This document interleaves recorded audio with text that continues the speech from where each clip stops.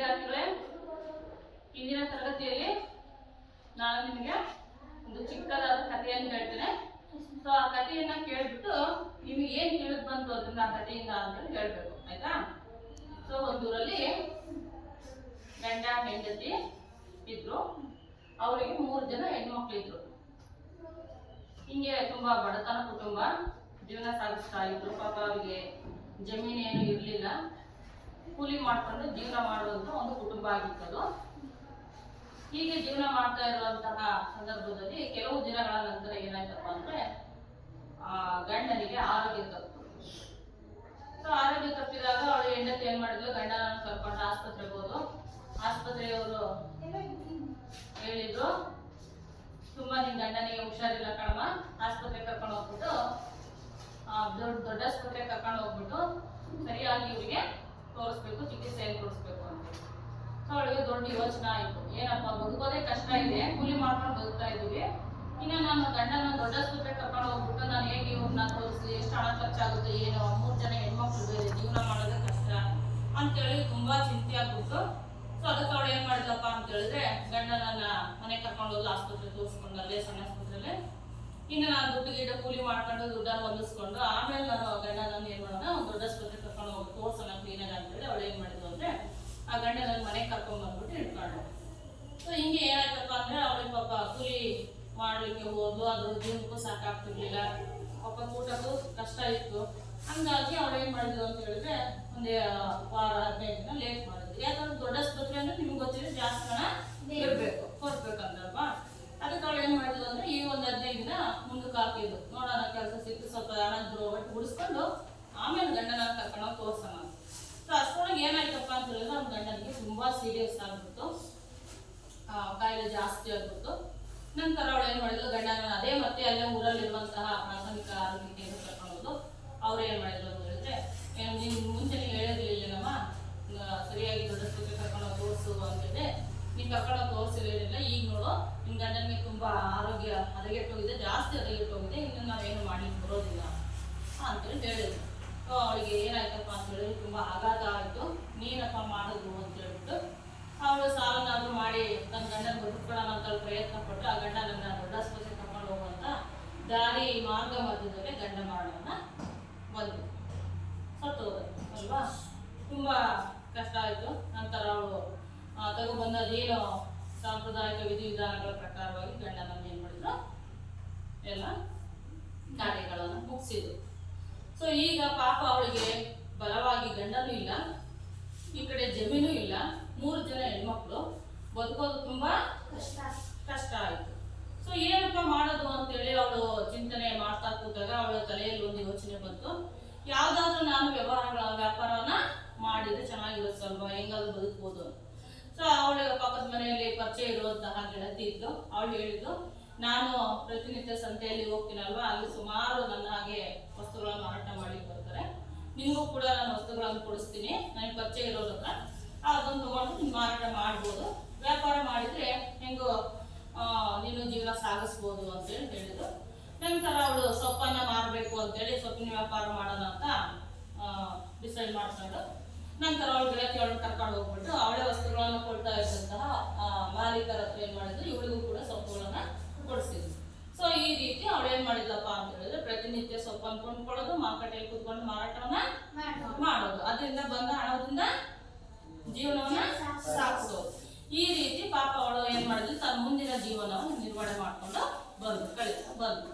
So ನಂತರ 3 ಜನ ಹೆಣ್ಮಕ್ಳನ್ನು ಕೂಡ ಏನ್ ಮಾಡಿದ್ಲು, ಅದೇ ಅವಳು ದುಡಿಯುವಂತಹ ಹಣದಲ್ಲೇ ಪಾಪ ಶಾಲೆಗೆ ಹಾಕ್ಬಿಟ್ಟು ಆ ಮಕ್ಕಳನ್ನು ಕೂಡ ಚೆನ್ನಾಗಿ ಓದಿಸಿದ್ರು. ಮಕ್ಕಳು ಕೂಡ ತುಂಬಾ ಚುರುಕಾಗಿದ್ರು, ಬುದ್ಧಿವಂತರು. ಯಾಕಂದ್ರೆ ತಾಯಿ ಜೀವನದಲ್ಲಿ ಕಷ್ಟಪಡೋದನ್ನ ನೋಡಿದ್ರು ಅಲ್ವಾ, ನಮ್ಮ ತಾಯಿ ನಮಗೋಸ್ಕರ ಎಷ್ಟೊಂದು ಕಷ್ಟಪಡ್ತಾರೆ ಅಂತ ಹೇಳ್ಬಿಟ್ಟು. ಹಂಗಾಗಿ ಅವರು ಕೂಡ ಓದಿನ ಕಡೆಗೆ ತುಂಬಾ ಗಮನ ಕೊಟ್ಟು ಆಸಕ್ತಿ ತೋರಿಸಿ ತುಂಬಾ ಚೆನ್ನಾಗಿ ಓದಿ ಒಳ್ಳೆ ಒಂದು ನೆಲೆ ಸುಸಂಸ್ಕೃತ ಮಕ್ಕಳಾಗಿ ಬೆಳೆದ್ರು. ನಂತರ ತಾಯಿಗೂ ಕೂಡ ಖುಷಿ ಆಯ್ತು. ನಂತರ ಆ ಮಕ್ಕಳು ಓದಿ ತಮ್ಮ ಬುದ್ಧಿಶಕ್ತಿಯಿಂದ ಒಳ್ಳೆ ಕೆಲಸಗಳನ್ನ ಕೊಂಡ್ಕೊಂಡ್ರು. 3 ಜನ ಗೌರ್ಮೆಂಟ್ ಸರ್ಕಾರಿ ಕೆಲಸವನ್ನ ತಗೊಂಡ್ರು, ತಾಯಿಯನ್ನು ಚೆನ್ನಾಗಿ ನೋಡ್ಕೊಂಡ್ರು. ಈಗ ಅವ್ರ ಮನೆ ಕಡೆ ತುಂಬಾ ಚೆನ್ನಾಗಿದ್ದಾರೆ, ಆರ್ಥಿಕವಾಗಿ ಸಬಲರಾದ್ರು. ಈಗ ಬೇರೆಯವ್ರಿಗೂ ಕೂಡ ಅವರು ಸಹಾಯ ಮಾಡುವಂತ ಹಂತಕ್ಕೆ ಬಂದ್ರು ಅಲ್ವಾ. ಅರ್ಥ ಆಯ್ತಲ್ವಾ? ಈ ರೀತಿ ನೋಡಿ, ಜೀವನ ಮಾಡೋದೇ ಕಷ್ಟ, ಜಮೀನು ಇಲ್ಲ, ಗಂಡನೂ ಇಲ್ಲ, 3 ಜನ ಹೆಣ್ಣು ಮಕ್ಕಳು. ಸೊ ಈ ತರ ಬಡತನ ಜೀವನವನ್ನ ಸಾಗಿಸ್ತಾ ಇದ್ದ ಆ ಮಹಿಳೆ ಜೀವನದಲ್ಲಿ ಎಷ್ಟು ಉನ್ನತಕ್ಕೆ ಏರಿದ್ಲು ಅಲ್ವಾ? ಆರ್ಥಿಕವಾಗಿ ಹೇಗೆ ಸಬಲರಾದ್ಲು ಅಂತ ನಿಮಗೆ ಗೊತ್ತಾಯ್ತು. ಹಾಗಾದ್ರೆ ಅವಳಿಗೆ ಈ ರೀತಿ ಆರ್ಥಿಕವಾಗಿ ಸಬಲರಾಗ್ಲಿಕ್ಕೆ ಕಾರಣ ಏನು? ಏನನ್ನ? ಸೊಪ್ಪಿನ ವ್ಯಾಪಾರವನ್ನ ಮಾಡಿದ್ರು ಅಲ್ವಾ? ಸೊಪ್ಪಿನ ವ್ಯಾಪಾರವನ್ನ ಅವಳು ಕೈಗೊಂಡಿದ್ರಿಂದ ಆರ್ಥಿಕವಾಗಿ ಜೀವನದಲ್ಲಿ ಸಬಲರಾಗಲಿಕ್ಕೆ ಅವಳಿಗೆ ಆ ಕೆಲಸ ಕೈ ಹಿಡಿತು ಅಲ್ವಾ?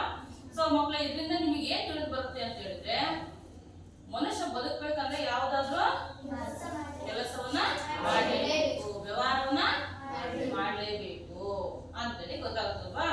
ಹಾಗಾದ್ರೆ ನಾವು ಈ ದಿನ ನಮ್ಮ ವ್ಯವಹಾರ ಅಧ್ಯಯನದಲ್ಲಿ ವ್ಯವಹಾರದ ಅರ್ಥ ಮತ್ತು ಪ್ರಾಮುಖ್ಯತೆ ಈ ಪಾಠದ ಬಗ್ಗೆ ತಿಳಿದುಕೊಳ್ಳೋಣ. ಅರ್ಥ ಆಯ್ತಲ್ವಾ? ಮನುಷ್ಯ ಬದುಕಬೇಕಂದ್ರೆ ಯಾವ್ದಾದ್ರು ಒಂದು ಕೆಲಸವನ್ನ ಮಾಡಲೇಬೇಕು. ಈಗ ನಾವು ಆರ್ಥಿಕವಾಗಿ ಸಬಲರಾಗಬೇಕು ಅಂತ ಹೇಳಿದ್ರೆ ಯಾವ್ದಾದ್ರು ಒಂದು ವ್ಯವಹಾರವನ್ನ ಮಾಡಲೇಬೇಕು ಅಲ್ವಾ? ಹಾಗೇನೆ ನಮ್ಮ ಪಾಠ ಇದೆ ವ್ಯವಹಾರ ಅಧ್ಯಯನದಲ್ಲಿ ವ್ಯವಹಾರದ ಅರ್ಥ ಮತ್ತು ಪ್ರಾಮುಖ್ಯತೆ ಅಂತೇಳಿ. ಈ ಪಾಠದ ಬಗ್ಗೆ ನಾವು ಇಂದಿನ ತರಗತಿಯಲ್ಲಿ ತಿಳಿದುಕೊಳ್ಳೋಣ. ಹಾಗಾದ್ರೆ ನಾವು ಈ ಪಾಠದಲ್ಲಿ ಕಲಿಯುವಂತ ಕಲಿಕಾಂಶಗಳು ಯಾವ್ಯಾವು ಅಂತೇಳಿ ನೋಡ್ತಾ ಹೋದ್ರೆ, ಮೊದಲನೇದು ವ್ಯವಹಾರದ ಉದ್ದೇಶಗಳು, ಕಲಿಕಾಂಶಗಳು. ಈ ಪಾಠದಲ್ಲಿ ನಾವು ಕಲಿಯುವಂತ ಕಲಿಕಾಂಶಗಳನ್ನ ಯಾವ್ಯಾವ ಕಲಿತೀವಿ ಅಂತ. ಮೊದಲನೇದು ವ್ಯವಹಾರದ ಉದ್ದೇಶಗಳು. ನೆಕ್ಸ್ಟ್ ಎರಡನೇದು ವ್ಯಾಪಾರ ಅಥವಾ ವ್ಯವಹಾರದ ವಿಧಗಳು. ಮೂರನೇದು ಗೃಹ ಕೈಗಾರಿಕೆಗಳು.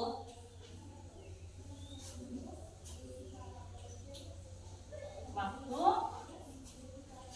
ಸಣ್ಣ ಪ್ರಮಾಣದ ಕೈಗಾರಿಕೆಗಳು.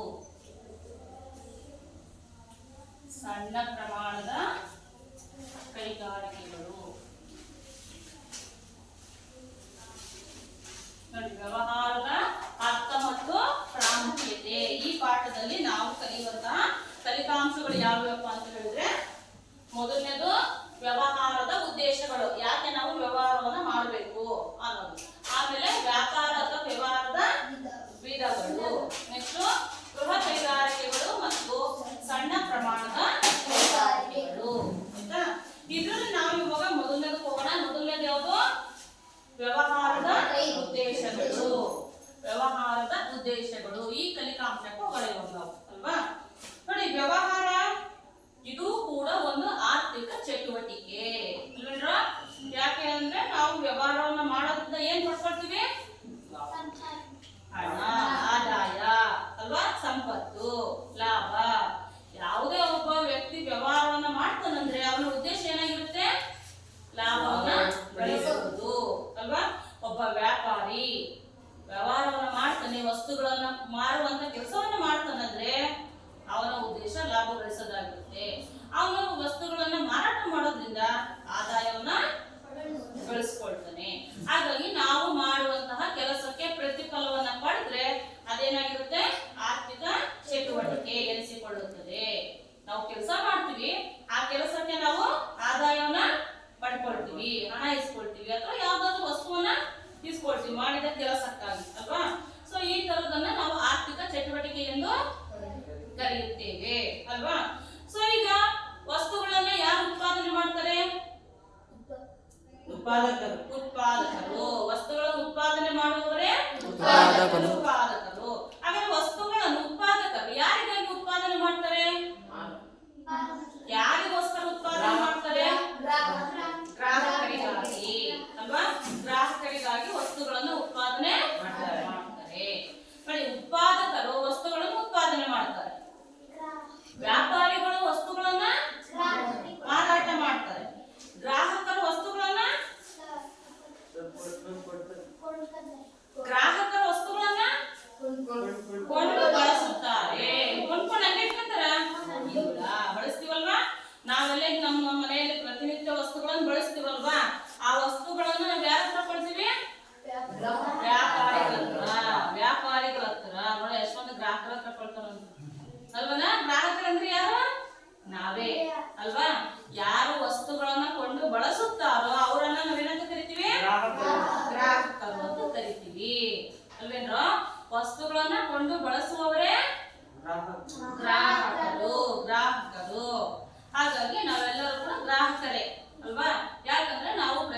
ವಸ್ತುಗಳನ್ನ ಕೊಂಡು ಬಳಸುತ್ತೇವೆ. ಕೊಂಡು ಬಳಸೋದ್ರಿಂದ ನಮ್ಮನ್ನ ಗ್ರಾಹಕರು ಅಂತ ಕರೀತಾರೆ. ಹಾಗಾಗಿ ಇಲ್ಲಿ ಉತ್ಪಾದಕರು ವಸ್ತುಗಳನ್ನ ಮಾರಾಟ ಮಾಡ್ತಾರ. ಉತ್ಪಾದಕರು ವಸ್ತುಗಳನ್ನ ತಯಾರಿಸ್ತಾರೆ, ಉತ್ಪಾದನೆ ಮಾಡ್ತಾರೆ. ವ್ಯಾಪಾರಗಾರರು ಮಾರಾಟ ಮಾಡ್ತಾರೆ. ಗ್ರಾಹಕರು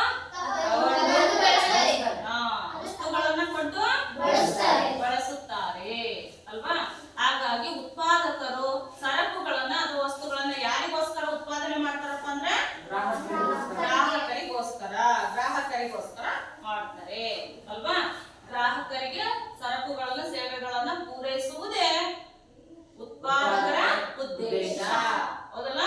ಗ್ರಾಹಕರಿಗೆ ಸರಕು ಮತ್ತು ಸೇವೆಗಳನ್ನ ಪೂರೈಸುವುದೇ ಉತ್ಪಾದಕರ ಉದ್ದೇಶ ಆಗಿದೆ. ಹಾಗಾದ್ರೆ ವ್ಯವಹಾರದ ಉದ್ದೇಶಗಳು ಯಾವ ವಿಧವೆ ಅಂತ ಹೇಳಿ ನೋಡಿದ್ರೆ ಅದರಲ್ಲಿ ನಾವು ಎರಡು ಉದ್ದೇಶಗಳನ್ನು ನೋಡ್ತೀವಿ. ಒಂದು ಸಾಮಾಜಿಕ ಉದ್ದೇಶ ಮತ್ತು ಆರ್ಥಿಕ ಉದ್ದೇಶ.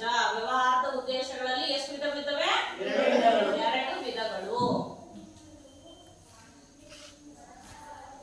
ಒಂದು ಸಾಮಾಜಿಕ ಉದ್ದೇಶ,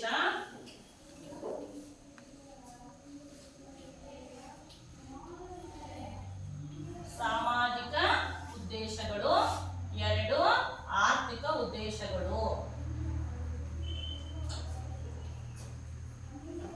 ಸಾಮಾಜಿಕ ಉದ್ದೇಶಗಳು, ಆರ್ಥಿಕ ಉದ್ದೇಶಗಳು. ಇದರಲ್ಲಿ ನಾವು ಇವಾಗ ಸಾಮಾಜಿಕ ಉದ್ದೇಶಗಳಿಗೆ ಹೋಗೋಣ ಅಲ್ವಾ. ನೋಡಿ, ಸಾಮಾಜಿಕ ಉದ್ದೇಶವನ್ನ ತೆಗೆದುಕೊಂಡ್ರೆ ಇದರಲ್ಲಿ ದೇಶದ ಪ್ರಗತಿಗೆ ಬೇಕಾದಂತಹ ವಸ್ತುಗಳನ್ನ ಉತ್ಪಾದನೆಯನ್ನ ಮಾಡಿ ಉತ್ಪಾದಕರು ಯಾರಿಗೆ ಒದಗಿಸ್ತಾರೆ? ದೇಶದ ಜನರಿಗೆ ಅಥವಾ ಗ್ರಾಹಕರಿಗೆ ಅಲ್ವಾ. ಸೊ ಸರಕು ಸೇವೆಗಳನ್ನು ಉತ್ಪಾದನೆ ಮಾಡುವವರೇ ಉತ್ಪಾದಕರು. ಸರಕು ಸೇವೆಗಳನ್ನು ಉತ್ಪಾದನೆ ಮಾಡುವವರೇ ಉತ್ಪಾದಕರು. ಉತ್ಪಾದನೆ ಮಾಡಿ ಯಾರಿಗೆ ಒದಗಿಸ್ತಾರೆ? ಗ್ರಾಹಕರಿಗೆ ಅಲ್ವಾ. ಈ ರೀತಿ ಸರಕು ಸೇವೆಗಳನ್ನು ಉತ್ಪಾದನೆ ಮಾಡಿ ಗ್ರಾಹಕರಿಗೆ ಒದಗಿಸೋದ್ರಿಂದ ಗ್ರಾಹಕರು ಅವುಗಳನ್ನು ಕೊಂಡು ಬಳಸ್ತಾರೆ. ಸೊ ಈ ರೀತಿ ಪ್ರತಿನಿತ್ಯ ಕ್ರಿಯೆ ಏನಾಗ್ತಿರುತ್ತೆ? ನಡೀತಾ ಇದೆ ಅಲ್ವಾ. ಸೊ ಹೀಗೆ ಆರ್ಥಿಕ ವ್ಯವಸ್ಥೆಯು ಕೂಡ ದೇಶದಲ್ಲಿ ಏನಾಗುತ್ತೆ? ಪ್ರಗತಿಯನ್ನ ಹೊಂದ್ತಾ ಇರುತ್ತೆ ಅನ್ನುವಂಥದ್ದು. ಸೊ ಈ ರೀತಿ ಉತ್ಪಾದಕರು ಸರಕುಗಳನ್ನ ಉತ್ಪಾದನೆ ಮಾಡಲು ಒಬ್ಬರೇ ಮಾಡ್ತಾರ? ನೋ, ಹಲವಾರು ಜನರಿಗೆ ಏನ್ ಮಾಡ್ತಾರೆ? ಕೆಲಸಕ್ಕೆ ಸೇರಿಸ್ಕೊಂಡು ಅವರನ್ನ ಉತ್ಪಾದನೆ ತೊಡಗಿಸ್ಕೊಂಡು ಸರಕುಗಳನ್ನ ಏನ್ ಮಾಡ್ತಾರೆ? ಉತ್ಪಾದನೆಯನ್ನ ಮಾಡ್ತಾರೆ. ಈಗ ಮಾಡೋದ್ರಿಂದ ಸಾಕಷ್ಟು ಜನರಿಗೆ ಏನಾಗುತ್ತೆ? ಉದ್ಯೋಗಗಳು ಲಭಿಸುತ್ತವೆ, ಸಿಗ್ತವೆ. ಈಗ ಉದಾಹರಣೆ ನಿಮ್ಮೂರ ಹತ್ರ ಯಾವ್ದಾದ್ರು ಒಂದು ಫ್ಯಾಕ್ಟರಿ ಸ್ಥಾಪನೆ ಮಾಡಿದ್ದಾರೆ ಅಂತ ಹೇಳಿದ್ರೆ ನಿಮ್ಮೂರಲ್ಲಿ ಸುಮಾರು ಜನರಿಗೆ ಏನಾಗುತ್ತೆ? ಕೆಲಸ ಸಿಗುತ್ತಲ್ವಾ. ಹಂಗೆ ವ್ಯವಹಾರದ ಉದ್ದೇಶದಲ್ಲಿ ನಾವು ಸಾಮಾಜಿಕ ಉದ್ದೇಶಗಳ ಸಾಮಾಜಿಕ ಉದ್ದೇಶದಲ್ಲಿ ಸರಕು ಸೇವೆಗಳನ್ನ ಉತ್ಪಾದನೆ ಮಾಡಿ ಜನರಿಗೆ ಒದಗಿಸೋದ್ರಿಂದ ದೇಶವು ಕೂಡ ಆರ್ಥಿಕವಾಗಿ ಅಭಿವೃದ್ಧಿಯನ್ನ ಹೊಂದಿರುತ್ತದೆ. ಸೊ ಈ ರೀತಿ ಆಗೋದ್ರಿಂದ ದೇಶದಲ್ಲಿ ಹಲವಾರು ಜನರಿಗೂ ಕೂಡ ಏನಾಗುತ್ತೆ? ಉದ್ಯೋಗಾವಕಾಶಗಳು ಲಭಿಸುತ್ತವೆ ಅಲ್ವಾ. ಸೊ ಮತ್ತೆ ಜನರು ಕೂಡ ಏನ್ ಮಾಡ್ತಾರೆ? ಆ ಸರಕು ಸೇವೆಗಳನ್ನ ಕೊಂಡು ಬಳಸೋದ್ರಿಂದ ಅವರ ಜೀವನ ಮಟ್ಟವು ಕೂಡ ಉತ್ತಮಗೊಳ್ಳುತ್ತದೆ ಅಲ್ವಾ. ಸೊ ಈ ರೀತಿ ಮಾಡೋದ್ರಿಂದ ಜನರು ಏನು ಯಾರಿಗೆ ಕಡಿಮೆ ಕೊಳ್ಳುವ ಶಕ್ತಿ ಇರುತ್ತೋ ಅವರು ಕಡಿಮೆ ಪ್ರಮಾಣದ ವಸ್ತುಗಳನ್ನು ಕೊಳ್ತಾರೆ ಅಥವಾ ಕಡಿಮೆ ಬೆಲೆಯನ್ನು ಹೊಂದಿರುವಂತಹ ವಸ್ತುಗಳನ್ನು ಕೊಡ್ತಾರೆ. ಯಾರಿಗೆ ಕೊಳ್ಳುವ ಶಕ್ತಿ ಜಾಸ್ತಿ ಇರುತ್ತೋ ಅರ್ಥಾತ್ ಯಾರು ಶ್ರೀಮಂತರು ಹೆಚ್ಚು ಹಣವನ್ನ ಆದಾಯ ಹೊಂದಿರ್ತಾರೋ ಅವ್ರು ಏನ್ ಮಾಡ್ತಾರೆ? ದೊಡ್ಡ ದೊಡ್ಡ ವಸ್ತುಗಳನ್ನ ಬಳಕೆಯನ್ನ ಮಾಡ್ತಾರೆ, ಕೊಳ್ತಾರೆ ಅಲ್ವಾ. ಆಮೇಲೆ ಸರ್ಕಾರವು ಕೂಡ ಏನ್ ಮಾಡುತ್ತೆ? ಪ್ರತಿ ವರ್ಷನೂ ಕೂಡ ಇಷ್ಟು ಆದಾಯವನ್ನು ಹೊಂದಿರೋರು ಸರ್ಕಾರಕ್ಕೆ ಕಡ್ಡಾಯವಾಗಿ ತೆರಿಗೆಯನ್ನ ಕಟ್ಟಬೇಕು ಅಂತೇಳಿ ಆದೇಶವನ್ನ ಮಾಡುತ್ತೆ. ಸೊ ಅವ್ರು ಏನ್ ಮಾಡ್ತಾರೆ? ಸರ್ಕಾರ ನಿಗದಿಪಡಿಸಿದಂತ ಆದಾಯಕ್ಕಿಂತ ಹೆಚ್ಚಿನ ಆದಾಯವನ್ನು ಹೊಂದಿರೋರು ಸರ್ಕಾರಕ್ಕೂ ಕೂಡ ತೆರಿಗೆಯನ್ನ ಕಟ್ತಾರೆ. ಸೊ ಈ ರೀತಿ ಸರಕು ಸೇವೆಗಳನ್ನ ಕೊಳ್ಳೋದ್ರಿಂದನೂ ಕೂಡ ಗ್ರಾಹಕರು ಕೊಂಡ್ಕೊಳ್ತಾರೆ, ಇದರಿಂದನೂ ಕೂಡ ಸರ್ಕಾರಕ್ಕೆ ಆದಾಯ ಬರುತ್ತೆ. ಆಮೇಲೆ ದೇಶದಲ್ಲಿರುವಂತಹ ಜನರು ಕಟ್ಟುವಂತ ತೆರಿಗೆಯಿಂದಲೂ ಸರ್ಕಾರಕ್ಕೆ ಆದಾಯ ಬರುತ್ತೆ ಅಲ್ವಾ. ಸೊ ಈ ರೀತಿ ಸರ್ಕಾರ ಏನ್ ಮಾಡುತ್ತೆ? ಸಾಕಷ್ಟು ಆದಾಯವನ್ನ ಗಳಿಸಿಕೊಳ್ಳುತ್ತೆ. ಮತ್ತೆ ದೇಶದಲ್ಲಿ ಸರಕು ಸೇವೆಗಳು ಉತ್ಪಾದನೆಯಾಗಿ ಮಾರಾಟ ಆಗೋದ್ರಿಂದಲೂ ಕೂಡ ಸರ್ಕಾರದ ರಾಷ್ಟ್ರೀಯ ಆದಾಯವು ಕೂಡ ಹೆಚ್ಚಾಗುತ್ತದೆ. ಸೊ ಈ ರೀತಿ ದೇಶವನ್ನ ಆರ್ಥಿಕವಾಗಿ ಅಭಿವೃದ್ಧಿ ಪಡಿಸ್ತಕ್ಕಂಥ ನಿಟ್ಟಿನಲ್ಲಿ ವ್ಯವಹಾರ ಅನ್ನುವಂಥದ್ದು ಮುಖ್ಯ ಪಾತ್ರವನ್ನ ವಹಿಸುತ್ತೆ. ಇದು ಸಾಮಾಜಿಕ ಉದ್ದೇಶ. ನೆಕ್ಸ್ಟ್ ನಾವು ಆರ್ಥಿಕ ಉದ್ದೇಶಕ್ಕೆ ಹೋದ್ರೆ ಎರಡನೇ ಆರ್ಥಿಕ ಉದ್ದೇಶಗಳು ಯಾವ್ದ್ರಲ್ಲಿ? ವ್ಯವಹಾರದ ಉದ್ದೇಶಗಳಲ್ಲಿ ಹೋದ್ರೆ ನೋಡಿ, ಪ್ರತಿಯೊಬ್ಬ ವ್ಯಾಪಾರಗಾರನ ಉದ್ದೇಶ ಏನಾಗಿರುತ್ತಪ್ಪ ಅಂತ ಹೇಳಿದ್ರೆ ಲಾಭ ಗಳಿಸ್ಬೇಕು ಅಂತ. ಈಗ ನಿಮ್ಮೂರಲ್ಲಿ ಯಾವ್ದಾದ್ರು ಕೂಡ ಮೆಕ್ಕೆಜೋಳ ಖರೀದಿ ಮಾಡುವಂತ ವ್ಯವಹಾರವನ್ನ ಒಬ್ಬ ವ್ಯಕ್ತಿ ಮಾಡ್ತಾ ಇದ್ದಾನಂದ್ರೆ ಅವನ ಉದ್ದೇಶ ಏನಾಗಿರುತ್ತಪ್ಪ ಅಂದ್ರೆ ಲಾಭ ಗಳಿಸುವುದಾಗಿರುತ್ತೆ ಅಲ್ವಾ. ಈಗ ಮಾರುಕಟ್ಟೆಯಲ್ಲಿ ನಾವು ಬೆಳೆಯನ್ನ ಬೆಳೆದಂತ ಸಂದರ್ಭದಲ್ಲಿ ಮಾರುಕಟ್ಟೆಯಲ್ಲಿ ಬೆಲೆ ಇರುತ್ತೆ, ಆ ಬೆಲೆಗೆ ಅವನು ಏನ್ ಮಾಡ್ತಾನೆ, ಆ ಸರಕನ್ನ ಅಥವಾ ಮೆಕ್ಕೆಜೋಳವನ್ನು ಕೊಂಡ್ಕೊಳ್ತಾನೆ ಅಲ್ವಾ. ಸೊ ಕೊಂಡ್ಕೊಂಡ ತಕ್ಷಣ ಮಾರುಕಟ್ಟೆಗೆ ಬಿಡ್ತಾನೆ ಇಲ್ಲ, ಅದನ್ನು ಒಂದ್ ಕಡೆ ಸ್ಟಾಕ್ ಮಾಡ್ಕೊಳ್ತಾನೆ ಅಲ್ವಾ. ಯಾವಾಗ ಅವನಿಗೆ ಮಾರುಕಟ್ಟೆಯಲ್ಲಿ ಹೆಚ್ಚು ಆ ಸರಕಿಗೆ ಬೆಲೆ ಹೆಚ್ಚಾಗಿರುತ್ತೋ ಆವಾಗ ಅದನ್ನ ಏನ್ ಮಾಡ್ತಾನೆ, ಮಾರುಕಟ್ಟೆಗೆ ಬಿಡ್ತಾನೆ. ಆವಾಗ ಅವನಿಗೆ ಹೆಚ್ಚು ಲಾಭ ಸಿಗುತ್ತೆ, ಹೌದಲ್ಲ. ಸೊ ಈ ರೀತಿ ವ್ಯಾಪಾರಗಾರರು ಏನ್ ಮಾಡ್ತಾರೆ, ಲಾಭ ಗಳಿಸುವಂತದ್ದು ಅವ್ರ ಉದ್ದೇಶ ಆಗಿರುತ್ತೆ ಅನ್ನುವಂಥದ್ದು.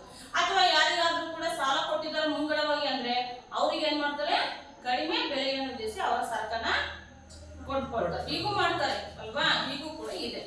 ಈ ರೀತಿ ನಾವು ಯಾವುದೇ ಒಬ್ಬ ವ್ಯಾಪಾರಗಾರ ವ್ಯವಹಾರ ಮಾಡ್ತಕ್ಕಂಥ ವ್ಯಕ್ತಿ ನೋಡಿದ್ರೆ ಅವರ ಉದ್ದೇಶವೇ ಲಾಭ ಗಳಿಸುವುದಾಗಿರುತ್ತೆ ಅಲ್ವಾ. ಆದ್ರೆ ಆ ಲಾಭ ಗಳಿಸುವಂತ ಉದ್ದೇಶ ಏನಾಗಿರ್ಬೇಕಪ್ಪ ಅಂತ ಹೇಳಿದ್ರೆ ನ್ಯಾಯಯುಕ್ತವಾಗಿ ಇರಬೇಕು. ಅದು ಗ್ರಾಹಕರಿಗೆ ಮೋಸ ಮಾಡುವ ರೀತಿಯಲ್ಲಿ ಇರಬಾರ್ದು, ಅನ್ಯಾಯ ಮಾಡ್ತಕ್ಕಂಥ ರೀತಿಯಲ್ಲಿ ಇರಬಾರ್ದು ಅನ್ನುವಂಥದ್ದು. ಸೊ ಈ ರೀತಿ ಗ್ರಾಹಕರಿಗೆ ಕಾಲ ಕಾಲಕ್ಕೆ ಬೇಕಾದಂತ ಹೊಸ ಹೊಸ ವಸ್ತುಗಳನ್ನ ಉತ್ಪಾದನೆ ಮಾಡಿ ಯಾರು ಒದಗಿಸ್ತಾರೆ, ಗ್ರಾಹಕರಿಗೆ ಬೇಕಾದ ವಸ್ತುಗಳನ್ನ ದಿನ ದಿನ ಹೊಸದಾಗಿ ಉತ್ಪಾದನೆ ಮಾಡಿ ಗ್ರಾಹಕರಿಗೆ ಒದಗಿಸೋರು ಯಾರು, ಉತ್ಪಾದಕರು ಈ ಕೆಲಸವನ್ನು ಮಾಡ್ತಾರೆ. ದಿನ ದಿನ ಹೊಸ ಹೊಸ ಗಾತ್ರದಲ್ಲಿ ಹೊಸ ಹೊಸ ವಿನ್ಯಾಸದಲ್ಲಿ ಬಣ್ಣದಲ್ಲಿ ಆಕಾರದಲ್ಲಿ ವಸ್ತುಗಳನ್ನ ಏನ್ ಮಾಡ್ತಾರೆ, ಉತ್ಪಾದನೆ ಮಾಡೋರು ಉತ್ಪಾದಕರು. ಸೊ ಅವನ್ನ ಯಾರು ಒದಗಿಸ್ತಾರೆ, ಗ್ರಾಹಕರಿಗೆ ಒದಗಿಸ್ತಾರೆ ಅಲ್ವಾ. ಈ ರೀತಿ ಗ್ರಾಹಕರ ಅಭಿರುಚಿ ಆಸಕ್ತಿ ಅವರ ಒಂದು ಅಭಿಲಾಷೆ ತಿಳ್ಕೊಂಡು ಅದಕ್ಕೆ ತಕ್ಕ ಹಾಗೆ ಉತ್ಪಾದಕ ಏನ್ ಮಾಡ್ತಾನೆ, ಸರಕು ಮತ್ತು ಸೇವೆಗಳನ್ನು ಉತ್ಪಾದನೆ ಮಾಡಿ ಒದಗಿಸ್ತಾನೆ. ಸೊ ಹೆಂಗ್ ಒದಗಿಸ್ತಾನೆ ಅವನು ಆ ವಸ್ತುವನ್ನ ಅಂದ್ರೆ ಹೆಂಗೆ ಒದಗಿಸ್ತಾನೆ ಅಂದ್ರೆ ಸಾರಿಗೆ ಮುಖಾಂತರ ನಿಮ್ಗೆ ಗೊತ್ತಿದೆ. ಆದ್ರೆ ಜನರಿಗೆ ಅಥವಾ ಗ್ರಾಹಕರಿಗೆ ವಸ್ತುವಿನ ಪರಿಚಯ ಆಗ್ಬೇಕಲ್ಲ. ಈಗ ಮಾರುಕಟ್ಟೆಗೆ ಉತ್ಪಾದಕ ಯಾವುದೋ ಒಂದು ಹೊಸ ವಸ್ತುವನ್ನು ಉತ್ಪಾದನೆ ಮಾರುಕಟ್ಟೆಗೆ ಬಿಟ್ಟಿದ್ದಾನಪ್ಪ ಅಲ್ವಾ. ಅಂದ್ರೆ ಹೆಂಗ್ ಗೊತ್ತಾಗುತ್ತೆ ಹೊಸ ವಸ್ತು ಮಾರುಕಟ್ಟೆಗೆ ಬಂದಿದೆ ಅಂತ, ಹೆಂಗ್ ಗೊತ್ತಾಗುತ್ತೆ, ಮಾರಕ್ ಬರ್ತಾರೆ ಒಂದು ಅಲ್ವಾ. ಈಗ ಮಾರಕ್ ಬಂದಾದ್ರೆ ಆ ವಸ್ತು ಇಷ್ಟೇ ಕ್ವಾಂಟಿಟಿಯನ್ನು ಹೊಂದಿದೆ ಅಂತ ನಿಮ್ಗೆ ಹೆಂಗ್ ಗೊತ್ತಾಗುತ್ತೆ, ಅವ್ರು ಹೇಳ್ತಾರೆ ಅದು ಒಂದು ಸರಿ. ಮತ್ತೆ ಮತ್ತೆ ಮತ್ತೆ ಹೆಂಗ್ ಗೊತ್ತಾಗುತ್ತೆ,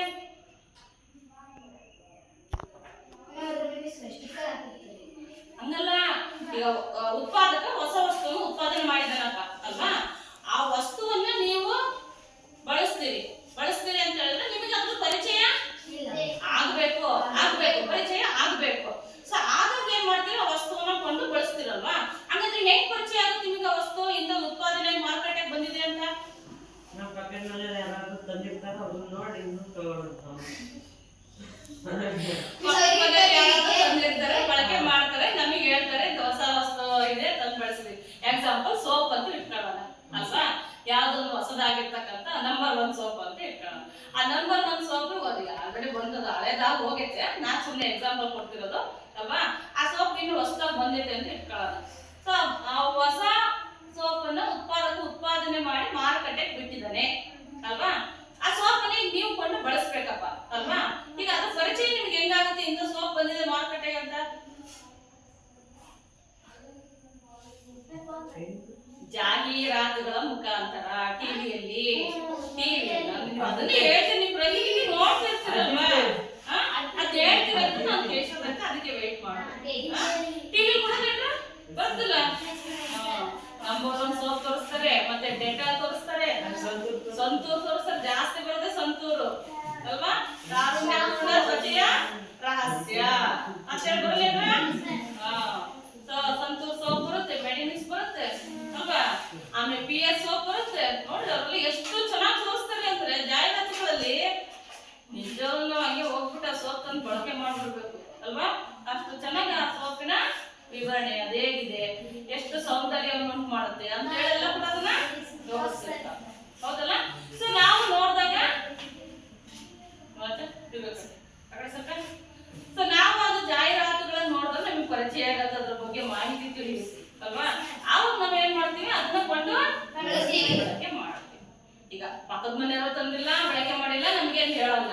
ಇಂಥ ಸೊಪ್ಪು ಬಳಸ್ತೀವಿ ನಾವು, ಇಂಥದ್ದು ಮಾರುಕಟ್ಟೆಗೆ ಬಂದೈತೆ ಹೊಸ ಸೊಪ್ಪು. ನಮಗೆ ಹೆಂಗ್ ಗೊತ್ತಾಗುತ್ತೆ? ಜಾಹೀರಾತುಗಳ ಮುಖಾಂತರ, ಮೀಡಿಯಾಗಳು, ಮಾಧ್ಯಮಗಳು ಇದಾವಲ್ಲ, ಅದು ಮೊಬೈಲ್ ಕೂಡ ಆಗಿರ್ಬೋದು, ಟಿವಿ ಕೂಡ ಆಗಿರ್ಬೋದು, ನ್ಯೂಸ್ ಪೇಪರ್ ಕೂಡ ಆಗಿರ್ಬೋದು. ಸೊ ಇವನ್ನ ನಾವು ಮೀಡಿಯಾಗಳು ಅಥವಾ ಮಾಧ್ಯಮಗಳು ಅಂತ ಕರಿತೀವಲ್ವಾ, ಇವುಗಳಲ್ಲಿ ಅವ್ರು ಏನ್ ಮಾಡ್ತಾರೆ, ಉತ್ಪಾದಕರು ಉತ್ಪಾದನೆ ಆಗಿರುವಂತ ವಸ್ತುವಿನ ಜಾಹೀರಾತನ್ನ ನೀಡ್ತಾರೆ ಅಲ್ವಾ, ಜಾಹೀರಾತು ಕೊಡ್ತಾರೆ.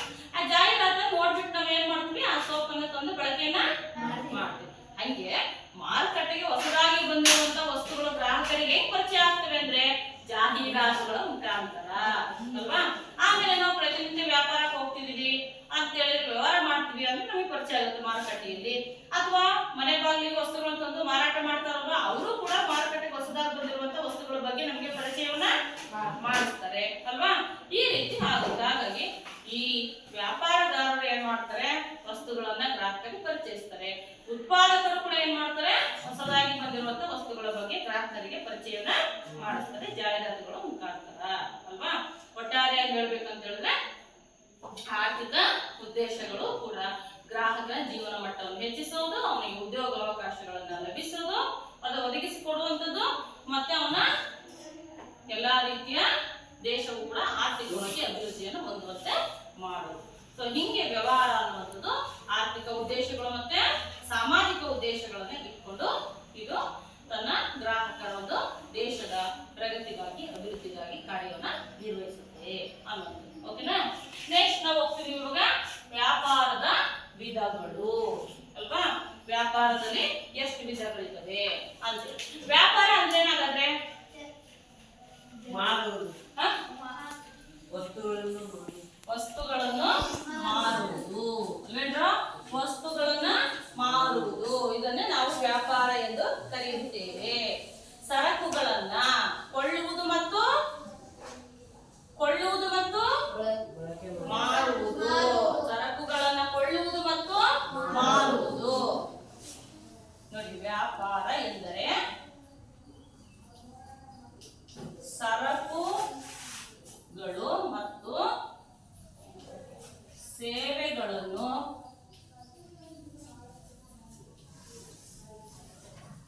ಕೊಳ್ಳುವುದು ಮತ್ತು ಮಾರುವುದು. ಇದನ್ನ ಏನಂತ ಕರಿತೀವಿ, ವ್ಯಾಪಾರವೆಂದು ಕರೆಯುತ್ತೇವೆ. ಸರಕುಗಳನ್ನ ಕೊಳ್ತೀವಿ ಹಣ ಕೊಟ್ಟು, ಯಾರ ಹತ್ರ, ವ್ಯಾಪಾರಗಾರರ ಹತ್ತಿರ ಅಲ್ವಾ. ಮತ್ತೆ ಸರಕುಗಳನ್ನ ಮಾರ್ತೀವಿ, ವ್ಯಾಪಾರಗಾರರು ಮಾರಾಟ ಮಾಡ್ತಾರೆ ಅಲ್ವಾ. ಅದು ಕೂಡ ಅವ್ರು ಮಾಡುವಂತ ವ್ಯಾಪಾರ. ಯಾಕಂದ್ರೆ ಅವರು ಜೀವನಕ್ಕಾಗಿ ಮಾಡ್ತಾರೆ. ದೊಡ್ಡ ದೊಡ್ಡ ಪ್ರಮಾಣದಲ್ಲಿ ಸರಕುಗಳ ಮಾರಾಟ ಮಾಡೋದ್ರ ಹತ್ರ ಹೋಗ್ತಾರೆ. ಸಣ್ಣ ಪ್ರಮಾಣದ ವ್ಯಾಪಾರಗಾರರು ಸಣ್ಣ ಪ್ರಮಾಣದಲ್ಲಿ ಸರಕುಗಳನ್ನು ಕೊಂಡ್ಕೊಂಡ್ಬರ್ತಾರೆ. ಕೊಂಡ್ಕೊಂಡ್ಬಂದ್ಬಿಟ್ಟು ಏನ್ ಮಾಡ್ತಾರೆ, ಗ್ರಾಹಕರಿಗೆ ಮಾರಾಟವನ್ನ ಮಾಡ್ತಾರೆ ಅಲ್ವಾ. ಸೊ ಈ ರೀತಿ ಸರಕು ಮತ್ತು ಸೇವೆಗಳನ್ನ ಕೊಳ್ಳುವುದು ಮತ್ತು ಮಾರುವುದು, ಇದಕ್ಕೆ ನಾವೇನಂತ ಕರಿತೀವಿ, ವ್ಯಾಪಾರ ಎಂದು ಕರೆಯುತ್ತೇವೆ ಅಲ್ವಾ. ನೋಡಿ, ಈ ವ್ಯಾಪಾರ ಅಥವಾ ವ್ಯವಹಾರವನ್ನ ನಾವು ಎರಡು ಭಾಗಗಳಾಗಿ ವಿಂಗಡಿಸಬಹುದು. ವ್ಯಾಪಾರ ಅಥವಾ ವ್ಯವಹಾರದಲ್ಲಿ ಎಷ್ಟು ಭಾಗಗಳಿದಾವಪ್ಪ ಅಂದ್ರೆ ಎರಡು ಭಾಗಗಳು ಅಥವಾ ವಿಧಗಳು. ವ್ಯಾಪಾರ ಅಥವಾ ವ್ಯವಹಾರದಲ್ಲಿ ಎರಡು ವಿಧಗಳು ಇದಾವೆ. ಅವು ಯಾವ್ಯಾವ ಅಂತ ಹೇಳಿದ್ರೆ ಆಂತರಿಕ ಅಥವಾ ದೇಶೀಯ ವ್ಯಾಪಾರ. ಆಂತರಿಕ ಅಥವಾ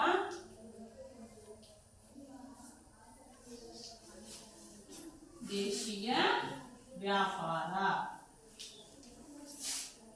ಆಂತರಿಕ ಅಥವಾ ದೇಶೀಯ ವ್ಯಾಪಾರ. ನೆಕ್ಸ್ಟ್ ಎರಡನೇದು ವಿದೇಶಿ ಅಥವಾ ಅಂತಾರಾಷ್ಟ್ರೀಯ ವ್ಯಾಪಾರ. ವಿದೇಶಿ ಅಥವಾ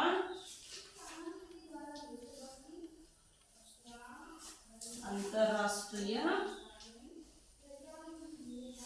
ವ್ಯಾಪಾರ. ವಿದೇಶಿ ಅಥವಾ ಅಂತಾರಾಷ್ಟ್ರೀಯ ವ್ಯಾಪಾರ, ಇವು ವ್ಯಾಪಾರದ ಎರಡು ಭಾಗಗಳು ಅಥವಾ ವಿಧಗಳು. ಆಂತರಿಕ ಅಥವಾ ದೇಶೀಯ ವ್ಯಾಪಾರ, ವಿದೇಶಿ ಅಥವಾ ಅಂತಾರಾಷ್ಟ್ರೀಯ ವ್ಯಾಪಾರ ಅಂತೇಳಿ ನಾವು ಇದನ್ನು ಎರಡು ವಿಧಗಳನ್ನು ನೋಡ್ತೀವಿ ವ್ಯಾಪಾರದಲ್ಲಿ. ಈಗ ನಾವು ಇದರಲ್ಲಿ ಮೊದಲನೇ ವಿಧಕ್ಕೆ ಹೋಗೋಣ, ಆಂತರಿಕ ಅಥವಾ ದೇಶೀಯ ವ್ಯಾಪಾರ. ವ್ಯಾಪಾರ. ನೋಡಿ ಆಂತರಿಕ ಅಂದ್ರೆ ಒಂದು ದೇಶದ ಒಳಗಡೆ, ಒಂದು ದೇಶದ ಒಳಗಡೆನೆ, ಒಂದು ದೇಶದ ಒಳಗಡೆನೆ ವಸ್ತುಗಳು ಅಥವಾ ಸರಕು ಸೇವೆಗಳನ್ನ ಕೊಳ್ಳುವುದು ಮತ್ತು ಮಾರುವುದು ನಡೆಸಿದ್ರೆ ಅದು ಮಾಡಿದ್ರೆ ಅಂತ ವ್ಯಾಪಾರವನ್ನ ನಾವೇನಂತ ಕರಿತೀವಿ? ಆಂತರಿಕ ವ್ಯಾಪಾರ ಅಥವಾ ದೇಶೀಯ ವ್ಯಾಪಾರವೆಂದು ಕರೆಯುತ್ತೇವೆ. ಅದಕ್ಕೆ ಬರ್ಕೊಳ್ಳಿ ಹಂಗಂದ್ರೆ ಹೇಗೆ ಅನ್ನೋದು. ಒಂದು ದೇಶದ ಎಲ್ಲೆಯೊಳಗೆ ಅಥವಾ ಒಂದು ದೇಶದ ಒಳಗಡೆ ಅಂತ ಬರ್ಕೊಳ್ಳಿ, ನಿಮ್ಗೆ ಅರ್ಥ ಆಗುತ್ತೆ. ಒಂದು ದೇಶದ ಎಲ್ಲೆಯೊಳಗೆ ನಡೆಯುವ ವ್ಯಾಪಾರ, ಒಂದು ದೇಶದ ಎಲ್ಲೆಯೊಳಗೆ ನಡೆಯುವ ವ್ಯಾಪಾರ, ಇದನ್ನೇ ನಾವೇನಂತ ಕರಿತೀವಿ? ಆಂತರಿಕ ಅಥವಾ ದೇಶೀಯ ವ್ಯಾಪಾರ. ಒಂದ್ ದೇಶದ ಒಳಗಡೆನೆ ಅಂದ್ರೆ ಈಗ ಎಕ್ಸಾಂಪಲ್ ನಮ್ಮ ಇಂಡಿಯಾ ಅಲ್ವಾ, ಭಾರತ ದೇಶ. ಭಾರತ ದೇಶದಲ್ಲಿ ಅನೇಕ ರಾಜ್ಯಗಳು ಇದಾವೆ ಇಲ್ಲ? ಇದಾವೆ. ಸೊ ಯಾವ್ಯಾವ ರಾಜ್ಯಗಳಲ್ಲಿ ಯಾವ್ಯಾವ ಸರಕುಗಳನ್ನ ಉತ್ಪಾದನೆ ಮಾಡ್ತೀವೋ ಅವು ಒಂದೇ ರಾಜ್ಯದಲ್ಲಿ ಮಾರಾಟ ಆಗ್ತವ? ಇಲ್ಲ. ದೇಶದ ಇಲ್ಲಿರುವಂತ ಎಲ್ಲಾ ರಾಜ್ಯಗಳಲ್ಲೂ ಕೂಡ ಆ ವಸ್ತುಗಳು ಮಾರಾಟ ಆಗ್ತವೆ.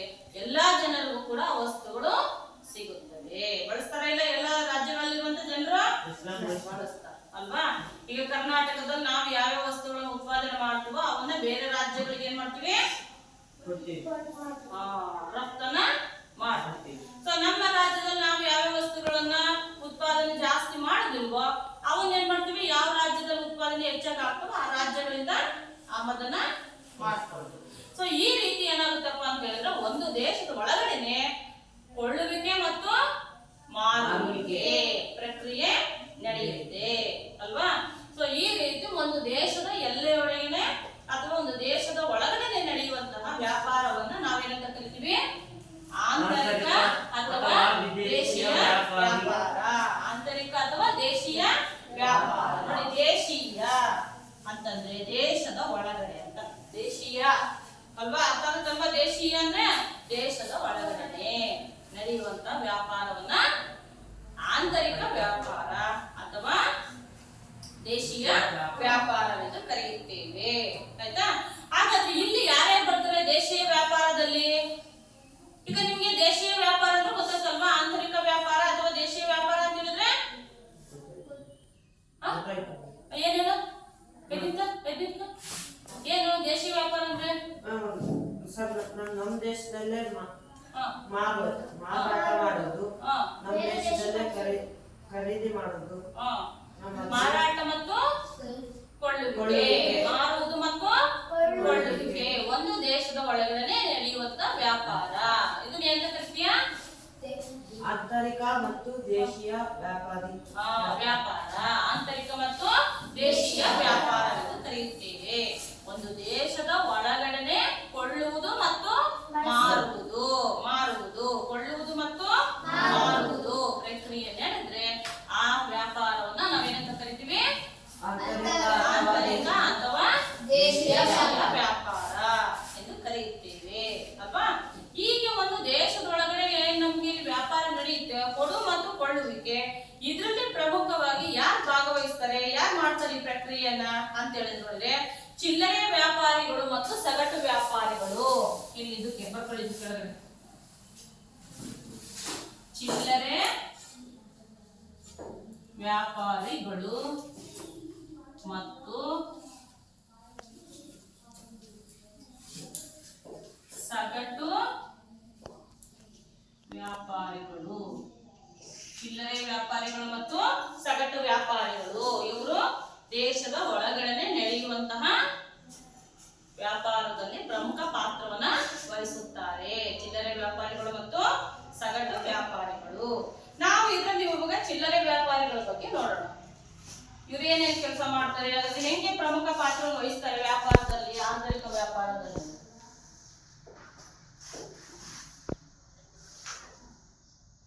ಚಿಲ್ಲರೆ ವ್ಯಾಪಾರಿಗಳು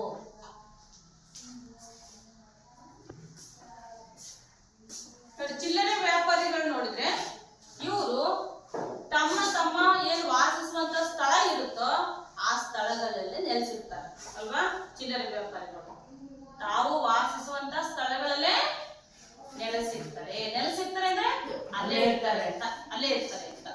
ಎಲ್ಲಿ ವಾಸ ಮಾಡ್ತಾರೋ, ಯಾವ ಊರಿನಲ್ಲಿ ಅಥವಾ ಯಾವ ಪ್ರದೇಶದಲ್ಲಿ, ಯಾವ ಸ್ಥಳದಲ್ಲಿ ವಾಸ ಮಾಡ್ತಾರೋ ಅದೇ ಸ್ಥಳದಲ್ಲಿ ಅವರು ನೆಲೆಸಿರ್ತಾರೆ ಅನ್ನೋದು.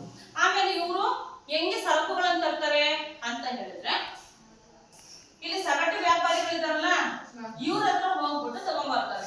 ಒಂದು, ತಾವು ವಾಸಿಸುವ ಸ್ಥಳದಲ್ಲೇ ನೆಲೆಸಿರುತ್ತಾರೆ, ವಾಸಿಸುವ ಸ್ಥಳದಲ್ಲೇ ನೆಲೆಸಿರುತ್ತಾರೆ. ನೆಕ್ಸ್ಟ್ 2, ಸಗಟು ವ್ಯಾಪಾರಿಗಳ ಹತ್ತಿರ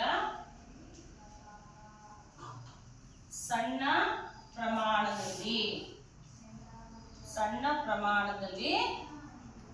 ಸರಕನ್ನು ಕೊಳ್ಳುತ್ತಾರೆ. ಯಾರ ಹತ್ರ? ಸಗಟು ವ್ಯಾಪಾರ. ಸರಕುಗಳನ್ನು ಕೊಳ್ಳುತ್ತಾರೆ. ನೋಡಿದ್ದು ಸಗಟು ವ್ಯಾಪಾರಿಗಳು ಇರ್ತಾರಲ್ವಾ, ಅವ್ರ ಹತ್ರ ಹೋಗ್ಬಿಟ್ಟು ಸಣ್ಣ ಪ್ರಮಾಣದಲ್ಲಿ ಏನ್ ಮಾಡ್ತಾರೆ, ಸರಕುಗಳನ್ನ ಕೊಂಡ್ಕೊಳ್ತಾರೆ ಅನ್ನುವಂಥದ್ದು. ನೆಕ್ಸ್ಟ್ ಏನ್ ಮಾಡ್ತಾರೆ, ಯಾರು ಮಾರಾಟ ಮಾಡ್ತಾರೆ? ಗ್ರಾಹಕರಿಗೆ.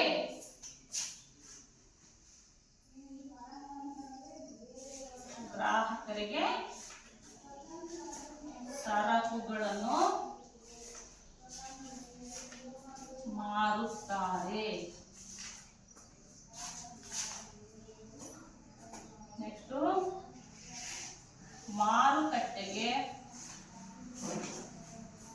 ಹೊಸದಾಗಿ ಬಂದ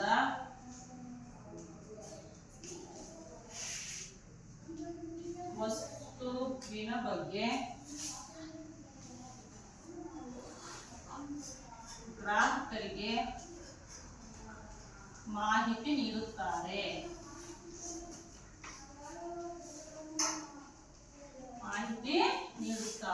ನೆಕ್ಸ್ಟ್, ನಷ್ಟವನ್ನು, ಅದು ವ್ಯಾಪಾರದಲ್ಲಿ ನಷ್ಟ ಆದ್ರೆ ಅಲ್ವಾ, ಆ ನಷ್ಟವನ್ನು ತಾವೇ ಅನುಭವಿಸುತ್ತಾರೆ.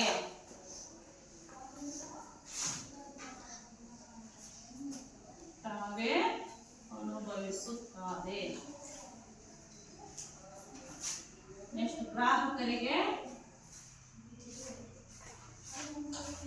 ಸಾಲ ಸೌಲಭ್ಯ ನೀಡುತ್ತಾರೆ.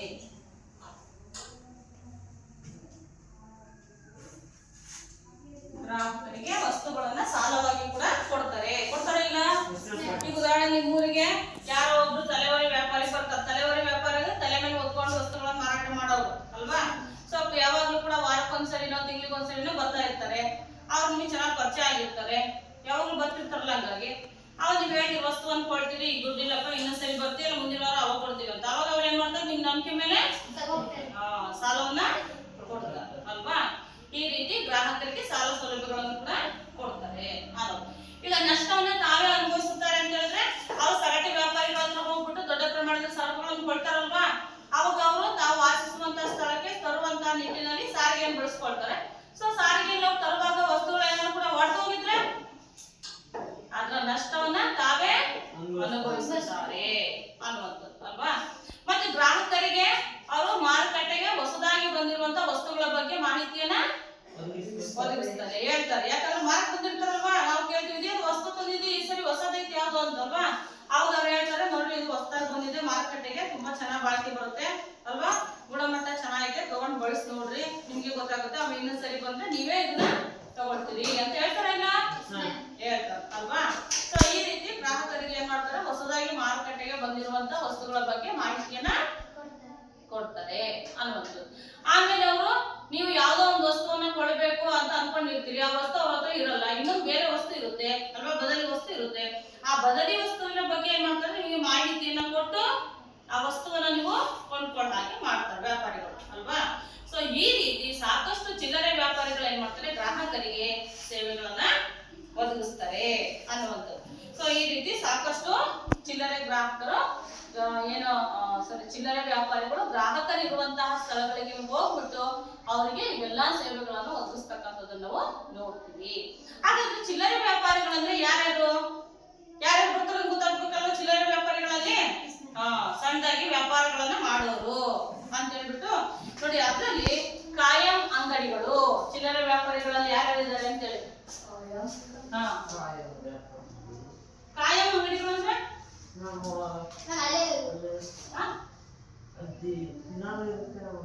ದಿನ ಓಪನ್ ಇರುತ್ತೆ ಅಲ್ವಾ. ಕಾಯಂ ಅಂಗಡಿಗಳು ಮತ್ತು ಸಂಚಾರಿ ಅಂಗಡಿಗಳು. ಸಂಚಾರಿ ಅಂಗಡಿಗಳು ಒಂದು ಸ್ಥಳದಿಂದ ಇನ್ನೊಂದು ಸ್ಥಳಕ್ಕೆ ಏನ್ ಮಾಡ್ತಾರ, ಅವರು ಗಾಡಿಗಳನ್ನ ಇಟ್ಕೊಂಡಿರ್ತಾರೆ, ಓಡಾಡ್ಕೊಂಡು ವಸ್ತುಗಳನ್ನ ಮಾರಾಟವನ್ನ ಮಾಡ್ತಾರಲ್ವಾ. ಅವರನ್ನು ನಾವೇನಂತ ಕರಿತೀವಿ, ಸಂಚಾರಿ ವ್ಯಾಪಾರಿಗಳು. ಕಾಯಂ ಅಂಗಡಿಗಳು ಅಂದ್ರೆ ಒಂದೇ ಕಡೆ ಅಂಗಡಿ ಹಾಕೊಂಡಿರ್ತಾರ ಅವರು ಅಲ್ವಾ. ಪ್ರತಿನಿತ್ಯ ಅಂಗಡಿಯನ್ನ ಏನ್ ಮಾಡ್ತಾರೆ, ಸಂಜೆ ಬೆಳಗ್ಗೆ ಓಪನ್ ಮಾಡ್ಬಿಟ್ಟು ವಸ್ತುಗಳನ್ನ ಏನ್ ಮಾಡ್ತಾರೆ, ಗ್ರಾಹಕರಿಗೆ ಮಾರಾಟವನ್ನ ಮಾಡ್ತಾರೆ. ಈ ಸಂಚಾರಿ ವ್ಯಾಪಾರಿಗಳು ಬೇರೆ ಬೇರೆ ದೇಶಕ್ಕಲ್ಲ, ದೇಶದ ಒಳಗಡೆ. ಸಂಚಾರಿ ವ್ಯಾಪಾರಿಗಳು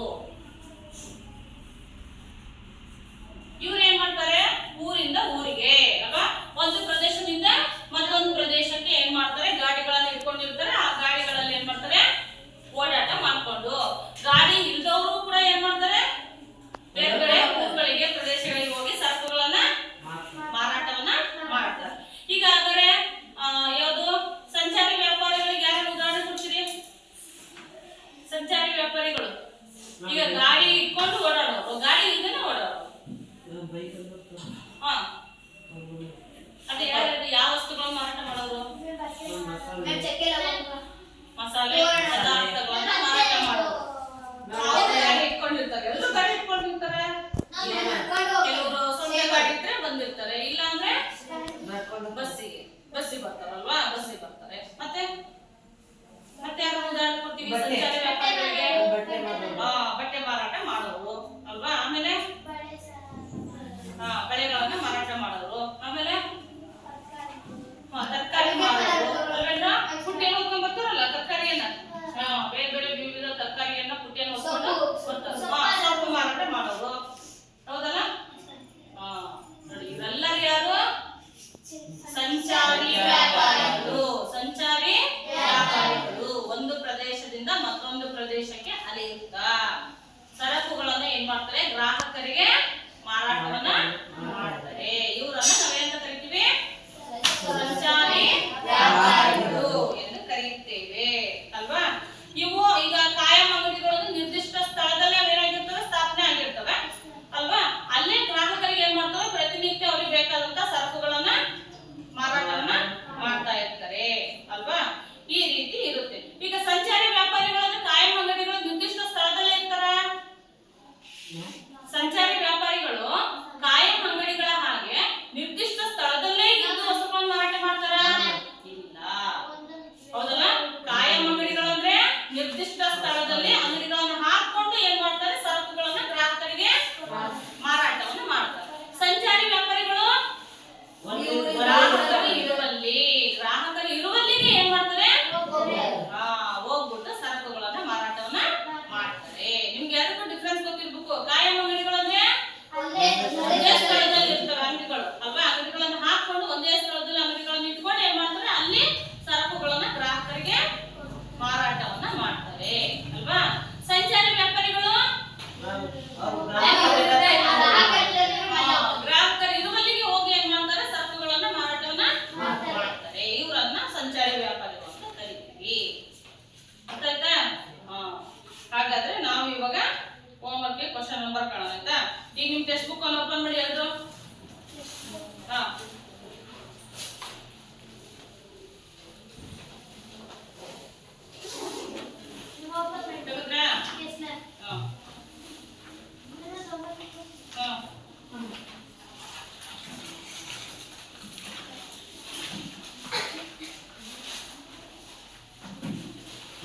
ನಿಮ್ ಟೆಕ್ಸ್ಟ್ ಬುಕ್ ಅಲ್ಲಿ ಪೇಜ್ ನಂಬರ್ 121 ಹೋಗಿ.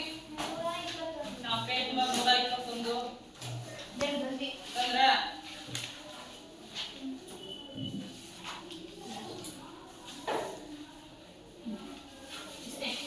ಏನ್ ಎರಡರಲ್ಲಿ ಸಂಚಾರಿ ಅಂಗಡಿಗಳ ವಿಧಗಳು ಯಾವುವು ಅದನ್ನು ಪಡಿ.